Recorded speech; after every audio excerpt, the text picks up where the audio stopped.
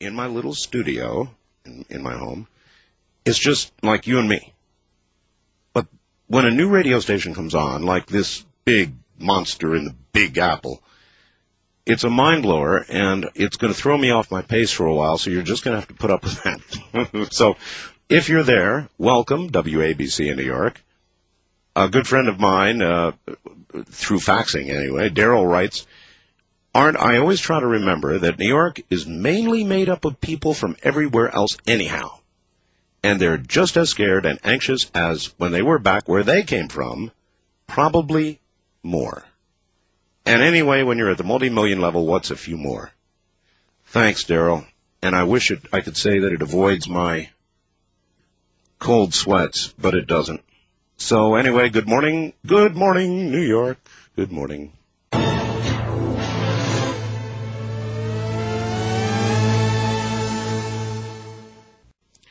David T. Adair, I want to find out what the T stands for, is a nationally and internationally recognized leader and expert in the field of space technology spin-off applications.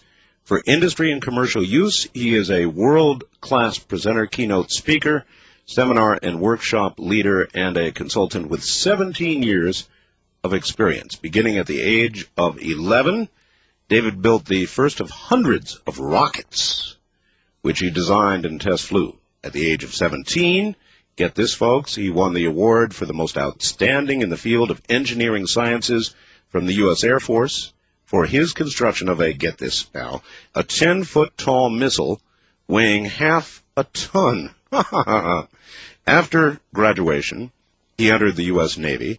At the age of 19, he designed and fabricated a state-of-the-art mechanical system for changing jet engine turbines.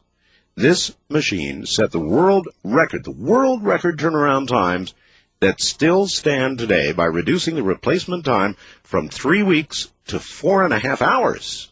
So he ought to be rich, huh?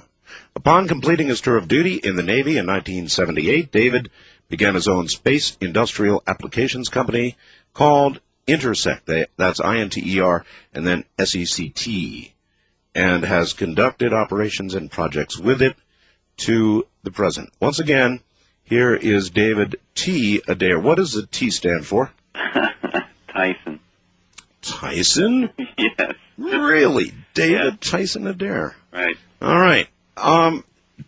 We were talking about the space shuttle, and you said without qualification, there is no question about it, the Challenger astronauts were unfortunately, or fortunately, depending on how you look at it, alive until impact. Right. You know, one thing that I should validate is I told you that the vehicles have explosive devices on them. It happened right in front of you in Challenger. Oh, yeah, wait a minute. Let me tell New York about this. You guys aren't going to believe this.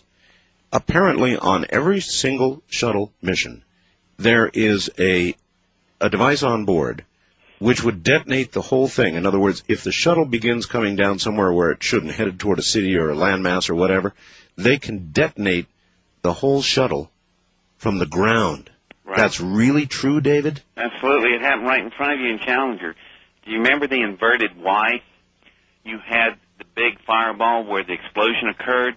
Yeah. Then you had the two forks, that's the solid rocket boosters, were still flying. Yep. Then they went boom, boom. They were detonated by the safety range officer of the United States Air Force at Cape Canaveral. This was, however, after the crew compartment had separated. Yeah, but if they can detonate them right then, they can detonate them at any point. So when they're strapped to the shuttle package and they want to take out the shuttle because it's heading toward Orlando, they can detonate the entire package. I find it hard to believe that anybody could push that button. Oh, you don't know the safety range officer, people. Well, maybe, numbers. yeah, fine. With a rocket, even carrying $1 billion satellite, right? Yeah. With astronauts, 7 on board, it's numbers, Art. 7 people versus maybe 400,000 over in Orlando. What would happen? What would happen if the shuttle, let's say, the destruct thing didn't work and the shuttle came down on Orlando? Well, you're looking at, let's see, for no shorter distance than it would be from the Cape to Orlando, it still would be carrying 500,000 gallons of liquid hydrogen, liquid oxygen. Each solid rocket booster has 3.5 million pounds of solid propellant. The equivalent weight of 3.5 Statue of Liberties in each one. So, let's see, no, it's a total of 11, so, okay, it's 5.5 million pounds. So you have 11 million pounds of solid rocket fuel, 500,000 gallons of liquid oxygen, liquid hydrogen. You have the potential explosive warhead of almost a 5 megaton warhead. Wow. So what would happen is if that thing would plow right into downtown Orlando, let's say, worst scenario, right at traffic hour, you're going to lose probably 40,000 people. So there's no question about it. 7 versus 30 or 40,000, they would detonate it. Or just 1,000. You know, just the most minute. All right, here's another question for you. Remember the movie Contact? You have seen it, right? Right. Do you remember when, right after that guy used that cool line and said, "Want to take a ride?" Yeah. Then they got to Japan, and in Japan, they handed Jodie Foster a capsule, and they said, "It's a secret, nobody knows it, but every Challenger astronaut has received one of these," and of course, it was a suicide pill. Right. Now, that is a myth. It is a myth. That is a myth. No one's ever had any poison pills to take. There's a whole lot easier way to do it. Just vent a cabin, and you're gone in seconds. If you need to take yourself out quickly. No, that's just been a myth. But the explosive packages on the all vehicles, manned and unmanned. That's for real. That's real. That's always been that way since the very first days they built Mercury. Wow. I had no idea. All right. You began, you know, I keep reading this in your bio here. At the age of 17, you built a half-ton rocket? Right. A half a ton? Mm-hmm. Well, that's not heavy. Oh yes, Rocket. it is. Well, not in rocketry. That gets well, it's pretty small compared to some other rockets like a Titan. Well, yeah, I know. I mean, we're talking about a 17-year-old kid here. Right. What did you do with the rocket? Flew it.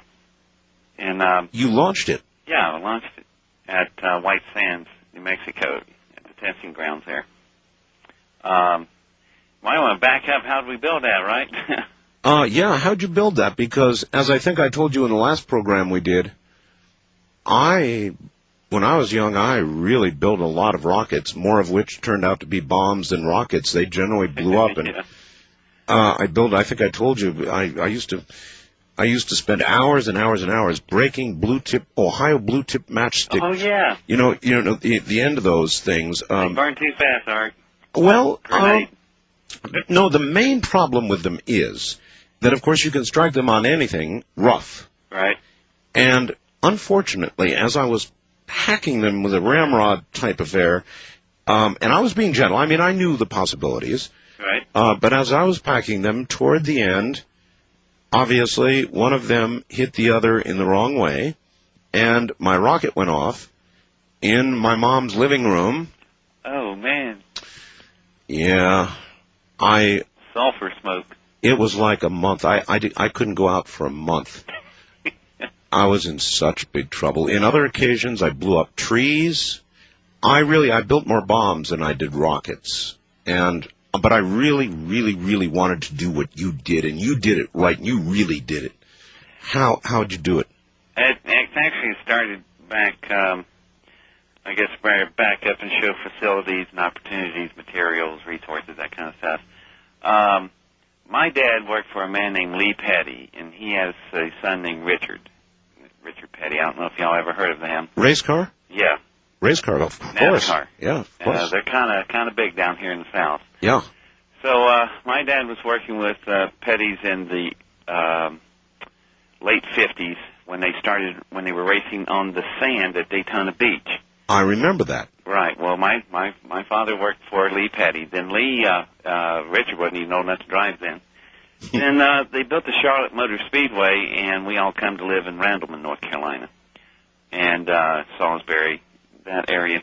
So my dad was extremely good at building engines, high-performance engines, and so we Sure. were in the mechanics shop end of it. And by the time I was 12 years old, I was overhauling 426 Chrysler Hemis. Those, with two 4-barrels, those things have 1,000 horsepower just about. Big, right? Big block V8s.